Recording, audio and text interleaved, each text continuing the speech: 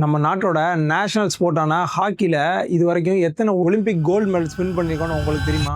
இந்த மாதிரி ஸ்போர்ட்ஸ் ரிலேட்டடாக நீங்கள் நிறைய விஷயங்கள் தெரிஞ்சுக்கணும்னு நினச்சிங்கன்னா மறக்காமல் நம்ம A1 ஸ்போர்ட்ஸ் சென்ட்ரல் பேஜை ஃபாலோ பண்ணிக்கோங்க. முதல்ல நம்மளுடைய கவர்மெண்ட் ஹாக்கி நம்ம நேஷனல் ஸ்போர்ட் அப்படின்லாம் அனௌன்ஸ் பண்ணலை. ஆனால் வேர்ல்டு வைடாக நம்ம நாட்டோட ஹாக்கி டீம் நிறைய அச்சீவ்மெண்ட் பண்ணனால அது நம்ம நாட்டோட நேஷனல் ஸ்போர்ட்டாகவே மாறிடுச்சு. இத்தனை வருஷத்தில் நம்ம ஹாக்கி டீம் கோல்டு மெடல் மட்டும் இல்லை, பிரான்ஸ் மெடல், சில்வர் மெடல்ஸ், கிட்டத்தட்ட 8 ஒலிம்பிக் கோல்டு மெடல்ஸ் வாங்கியிருக்காங்க. இந்தியாவில் ஹாக்கி பிரிட்டிஷ் பீரியட்ல தான் ரொம்ப ஃபேமஸ் ஆயிருக்கு. இந்தியன் ஹாக்கியோட ப்ரைடுன்னு சொல்லலாம். தயான் சந்த் அவர்கள் கிட்டத்தட்ட 100க்கும் மேற்பட்ட கோல்ஸை நம்ம இந்தியா டீமுக்காக பிளேஸ் பண்ணியிருக்காரு. அவரை விசார்ட் ஆஃப் ஹாக்கின்னே சொல்றாங்க. 1928ல நடந்த ஆம்ஸ்டர்டாம் ஒலிம்பிக்ஸ்ல தான் இந்தியா முதல்ல கோல்டு மெடல் வாங்கியிருக்காங்க. அதே மாதிரி லாஸ்ட் 20 இயர்ஸ்ல தான் நம்ம உமன்ஸ் ஹாக்கி டீமும் இந்தியாவில் நல்ல பெர்ஃபார்மன்ஸ் பண்ணி டெவலப் ஆயிட்டு இருக்காங்க. இந்தியாவில் நம்ம ஹாக்கியை இன்னும் டெவலப் பண்ணணும் அப்படின்னா கண்டிப்பா முதல் ஸ்டெப்பா அதை கிராஸ் ரூட் லெவல்ல தான் நம்ம அப்ரோச் பண்ணணும். ப்ராப்பரான கோச்சிங், ப்ராப்பரான எக்யூப்மெண்ட்னு நம்ம எல்லா ஸ்கூல்ஸ் அண்ட் கிளப்ஸ்லயும் ஃபெசிலிட்டிஸை நம்ம அதிகப்படுத்தணும். நிறைய